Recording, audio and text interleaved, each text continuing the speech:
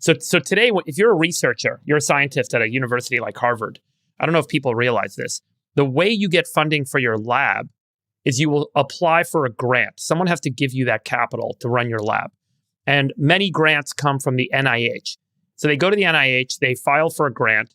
If the grant gets approved, they get $3 million, let's say. But what happens is that at the institution that they run that lab at, that institution can now bill the government for some negotiated percentage of the grant amount to cover administrative overhead. So at Harvard, you know what the administrative overhead was up until Feb 15th? 69%.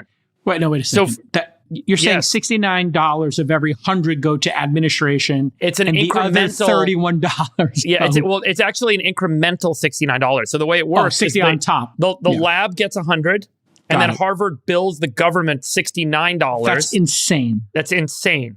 And this is true. And the average is around 30% today across universities and other institutions. So there's also this very fundamental question that's being asked in science right now, which is, are universities even the right place to be doing fundamental scientific research? In the United States, there are different models. Most of our research is done either at a private company, which is a small amount of research. And remember, I've talked about this a lot. The big companies that have a market that's telling them you have to have a positive return on invested capital, that have the scale to invest, have the most incredible returns for America, like Google, that put out the transformer model that launched everything that we see today and invested in Waymo for many years and drove the self-driving car revolution, and all the work that was going on at Bell Labs up until we said Bell Labs is a monopoly, we broke them apart and they got destroyed.